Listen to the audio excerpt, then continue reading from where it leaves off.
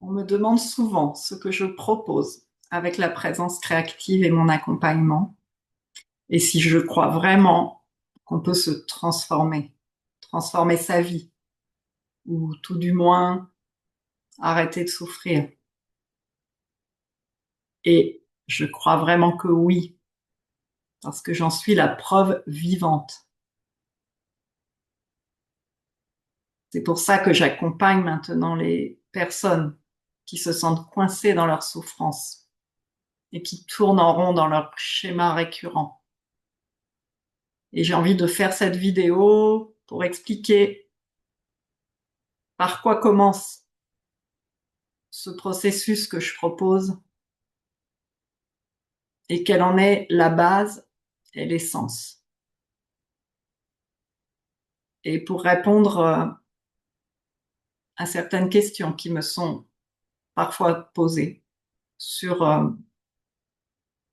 comment ça fonctionne, je vais répondre à quelques-unes de ces questions. Alors, ce qui m'intéresse quand j'accompagne quelqu'un qui a une situation récurrente dans sa vie, la première chose que j'ai envie de lui demander, c'est qu'est-ce que tu ressens quand tu rencontres cette situation? Ce qui est important pour moi quand on accompagne quelqu'un, c'est d'abord de savoir qu'est-ce que ça fait dans ton monde, à toi, de ressentir ça. Parce que pour moi, la situation extérieure, elle reflète ton intérieur. Donc, quand tu rencontres des situations récurrentes dans ta vie, à l'extérieur, et que tu te demandes pourquoi ça m'arrive et comment je pourrais régler ça, je te propose vraiment d'aller voir en toi, en premier, qu'est-ce que ça fait. Ce que j'appelle donc l'écoute, le regard intérieur. Parce que quand tu regardes ce que ça fait en toi, là, ça nous révèle de quoi ça parle cette problématique par rapport à toi. Ce qui nous intéresse, c'est pas ton monde extérieur, c'est qu'est-ce qui se passe dans ton monde quand tu vis cette situation et de quoi ça parle. Je t'inviterai à regarder quelles sont les pensées qui viennent quand cette situation se produit, quelles sont les émotions, les ressentis dans le corps. Et ça te donne une indication qu'est-ce qui se joue à travers cette situation. Et pour moi, c'est ça le plus important, c'est qu'est-ce qui se joue en toi par rapport à cette situation.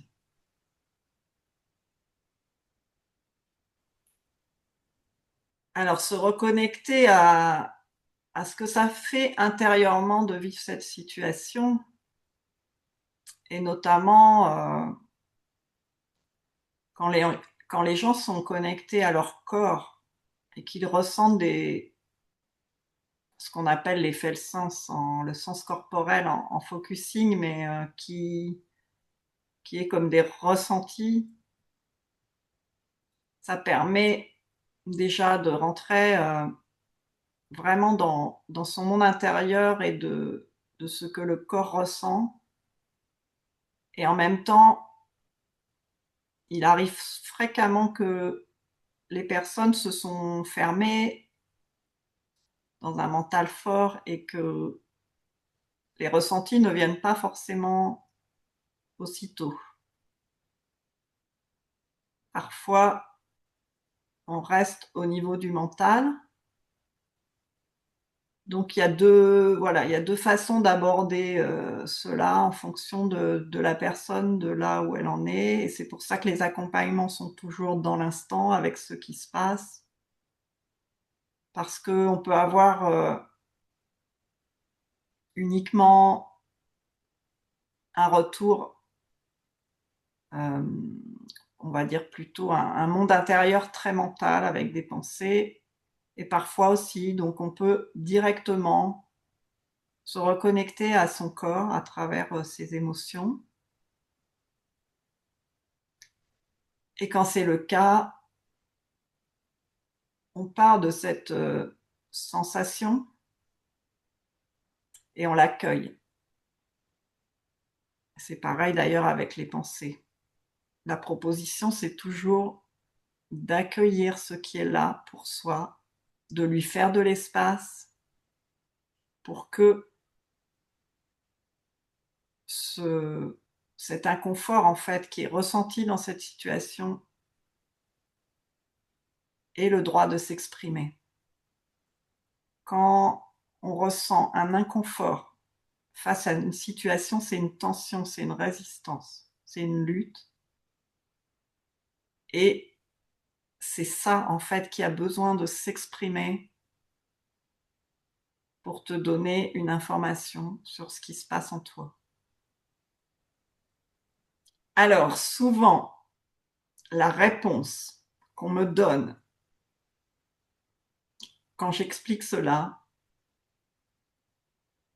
c'est « et si ça ne s'arrête pas alors que je lui fais de la place ?»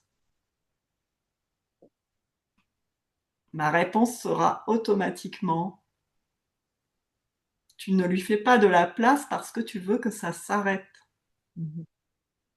Et ce n'est pas ça, en fait, l'accueil. L'accueil total, inconditionnel. Tu essayes de lui faire de la place parce que tu veux que ça s'arrête. Donc, tu es encore dans la lutte, dans la résistance. Et évidemment, ça ne va pas s'arrêter, puisque ce que j'expliquais, c'est que cela qui veut t'informer que ce n'est pas OK et qui veut de la place, qui veut de l'espace pour s'exprimer, ne va pas s'arrêter si tu lui dis « OK, je t'ai vu, mais tais-toi ». Donc vraiment, l'invitation, c'est de pouvoir faire cet espace, cette place à cette chose qui t'indique qu'il y a une résistance. Et ce n'est pas du tout dans le but que ça parte. C'est vraiment dans le but que ça s'exprime, que ça puisse être là. C'est ça, faire de l'espace, c'est ça, donner de l'accueil à ce qui est. Donc, mon rôle, c'est toujours de ramener la personne, et ça peut prendre du temps. C'est pour ça que l'accompagnement par quelqu'un d'extérieur peut être vraiment soutenant, parce que mon rôle, c'est vraiment de ramener toujours la personne à juste être avec ce qui est, que ça soit OK, que ça soit là, et ne pas essayer de l'enlever. On dit toujours ce à quoi on résiste persiste, et vraiment cette phrase, elle est tellement juste. Si tu essayes d'accueillir quelque chose pour que ça s'en aille, ce n'est pas de l'accueil. Alors, qu'est-ce que ça permet de faire ce processus-là? Car souvent, ce qu'on vise, c'est justement d'arrêter quelque chose, d'arrêter un processus. C'est toujours une lutte. Alors que ce que permet cet accueil de ce qui se présente, c'est de l'accepter, de l'écouter et d'avoir un regard bienveillant dessus. Ça permet d'être à l'écoute et aligné avec ce qui se dit en toi, au lieu de rajouter une part par-dessus qui refuse d'écouter ce qui vraiment veut s'exprimer dans ton monde intérieur. Donc, ce que ça permet, c'est vraiment d'être en lien avec ce qui se passe en toi au plus profond et ce qui a vraiment besoin d'émerger. L'idée, ce n'est pas de lutter et d'enlever quelque chose. La souffrance vient de justement cette résistance. Donc ce que ça permet d'accueillir, c'est qu'il n'y ait plus justement cette résistance. Et quand il n'y a plus cette résistance, tu peux juste écouter ce qui dit non, ce qui est là, ce qui dit il y a quelque chose qui ne va pas, ça me met dans l'inconfort. Et déjà, ça permet vraiment une détente. Ça te permet d'être vraiment connecté à ces parts en toi qui veulent s'exprimer. Et après, tu peux carrément avoir une conversation avec elles. Tu peux leur demander pourquoi elles sont là, qu'est-ce qu'elles ont à raconter.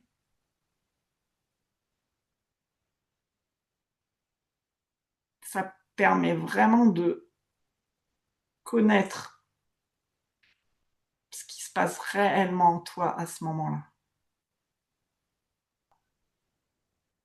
Et qu'est-ce que ça change de faire ça quand tu vas rencontrer à nouveau ces situations-là? Tu vas pouvoir être en lien avec ce qui se passe à l'intérieur de toi au lieu d'être en réaction et de regarder que l'extérieur. Tu vas pouvoir être en lien avec ce que ça dit à l'intérieur de toi quand tu rencontres ces situations-là. Et au lieu d'être en réaction, sans être connecté à ce qui se passe en toi et de quoi ça parle, tu vas vraiment pouvoir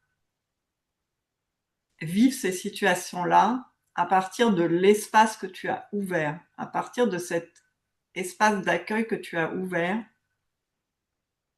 et de pouvoir continuer à écouter vraiment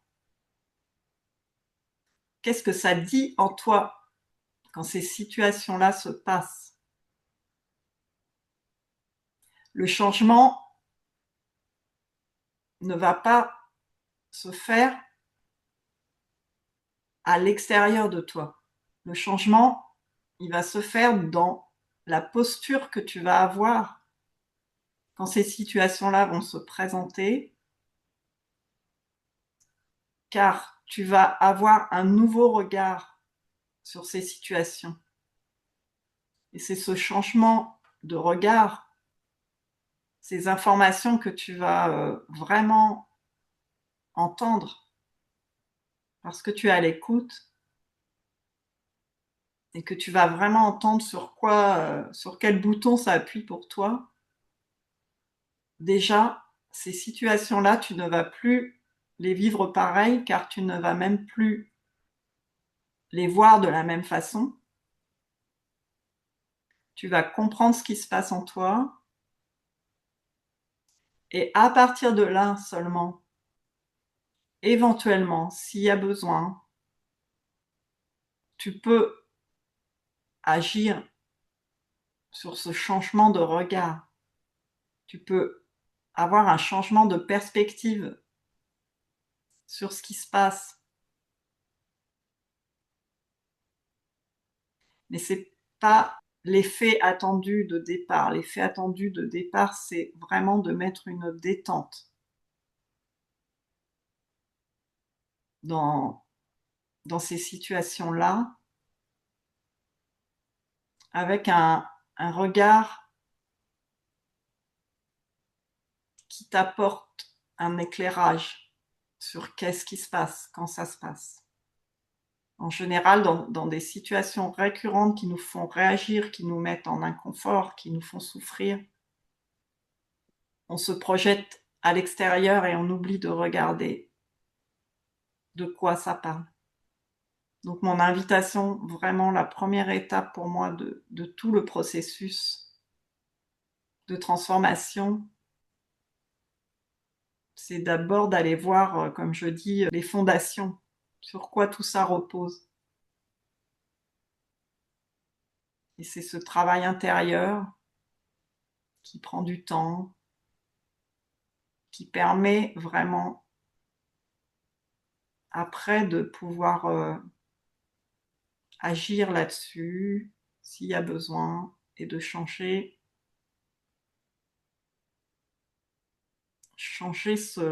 ces mécanismes intérieurs qui sont de la réaction.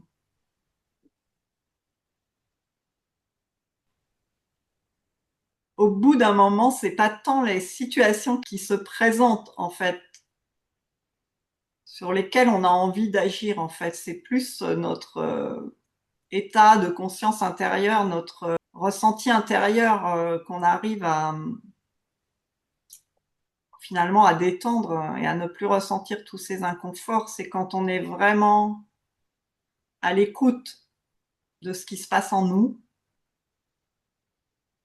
plus que dans la réaction de ce qui se passe à l'extérieur.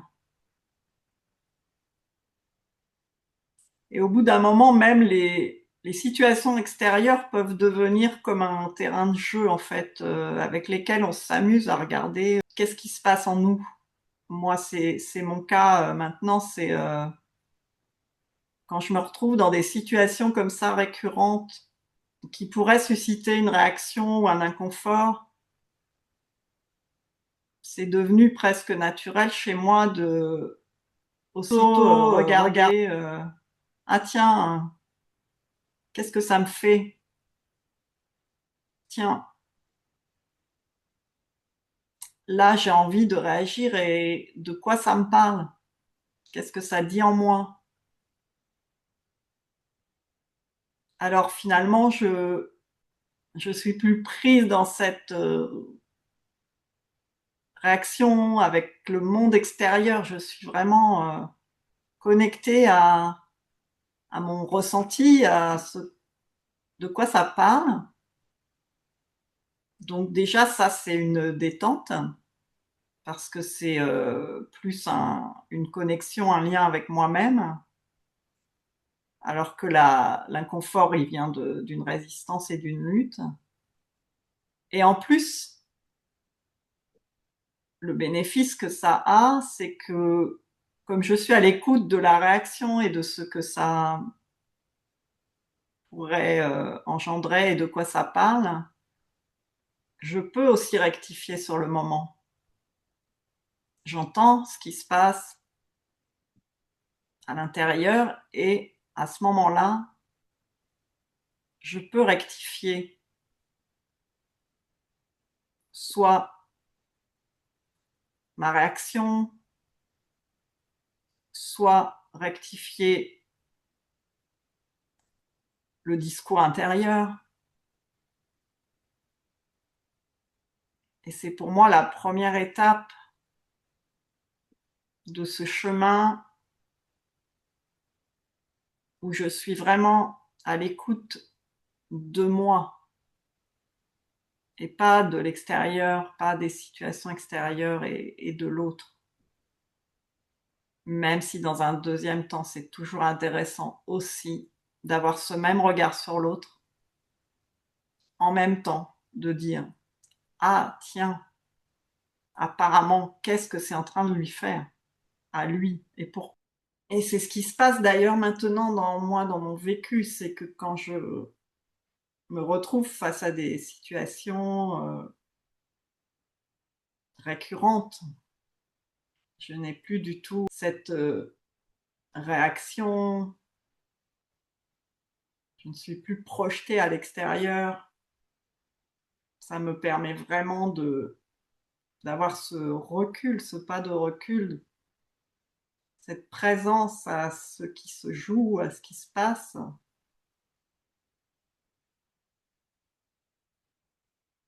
Et c'est ça pour moi la fin de la souffrance, c'est de ne plus être identifié avec tous ces mécanismes de survie, de résistance, de lutte, et de pouvoir juste être là avec la situation telle qu'elle est, en étant juste cette présence qui regarde ce qui se passe, pour moi, ensuite pour l'autre aussi. Et c'est ça qui est intéressant, c'est de pouvoir vivre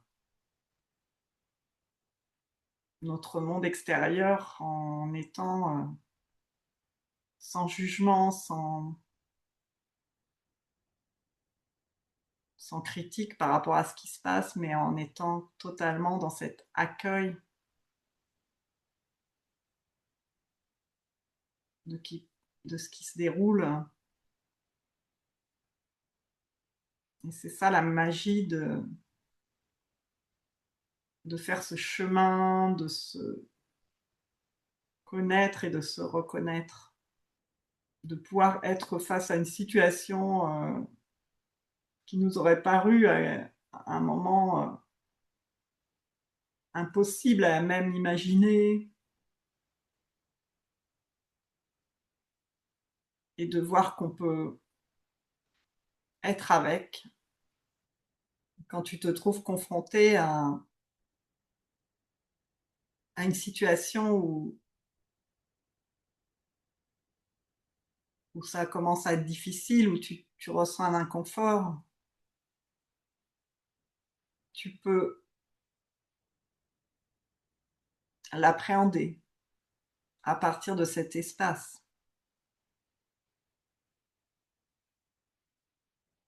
Et même, il peut même devenir totalement neutre. Tu peux le voir comme un mécanisme d'interaction avec ton monde qui reflète ton monde intérieur et t'en amuser.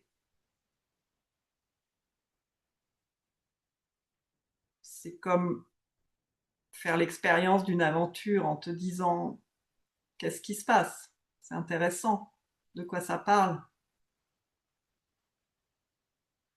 Ah, tiens,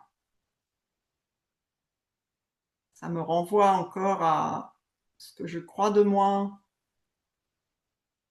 comment je me perçois. Ça parle de l'identité que je me suis créée. D'abord, ce que je propose, c'est de mettre beaucoup de compassion là-dessus, de savoir que si on est comme ça, c'est pas de notre faute, il n'y a pas de culpabilité à avoir. Ce sont des conditionnements qui se jouent. Et après la compassion, on peut éventuellement ressentir le besoin de changer, parce que ça ne nous convient plus. Et ce désir, il va venir de toute façon tout seul. Du moment où on a vraiment totalement intégré que ça fait partie de nous, qu'éventuellement on a une possibilité d'enclencher des nouveaux schémas. Et ça, c'est une autre étape dont j'ai déjà parlé dans mes vidéos, mais que je pourrais aussi repréciser. Aujourd'hui, j'avais vraiment envie de te reparler de ce début de processus qui est vraiment important. C'est ce que j'ai vraiment appris, notamment avec le focusing et tous ces processus de présence à soi, sur le chemin spirituel également. Quand tu deviens cette présence, elle se suffit à elle-même.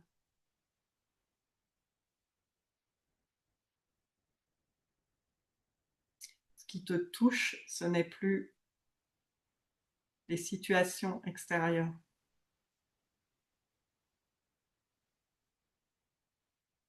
Ce qui te touche, c'est cette présence qui est là, que tu es.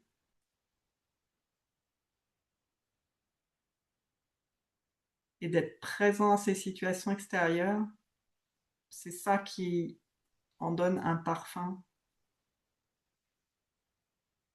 Et un parfum de paix et de plénitude. Alors je ne dis pas que c'est facile, justement. On a tellement été déshabitués à ça que ça demande une réappropriation de cet état de présence qui est naturel mais qui est voilé.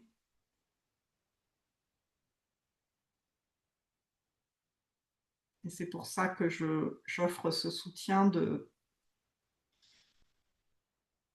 se reconnecter à cette présence-là, à cette écoute de ce qui se passe en toi.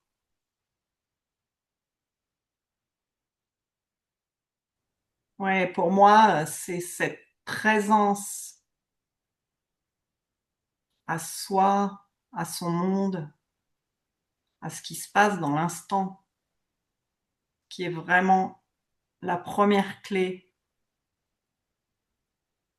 de ce qu'on pourrait appeler une transformation, même si à un moment ce n'est même plus une transformation. C'est d'être dans le flux de ce que propose la vie sans y résister. Et c'est pour ça que j'ai appelé ce processus la présence créative, c'est que au départ, c'est vraiment pour moi de réintégrer cette présence naturelle que l'on est et qu'on a oublié d'être, qu'on oublie d'être souvent, qu'on nous a pas appris à connecter. C'est vraiment cette présence à tout ce qui s'invite dans mon monde qui vraiment permet une réelle transformation qui n'est même plus au bout d'un moment extérieure, mais qui devient une transformation intérieure.